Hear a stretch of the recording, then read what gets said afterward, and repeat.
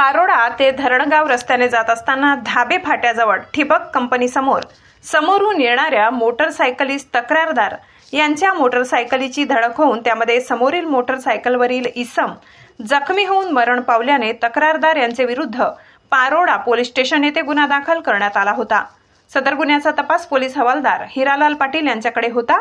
त्यांनी तक्रारदार यांना बोलावून गुन्ह्याच्या तपासात अटक होऊ द्यायची नसेल तर 30,000 रुपये द्यावे लागतील, अन्यथा अटक केली जाईल असे तक्रारदार यांना सांगितले।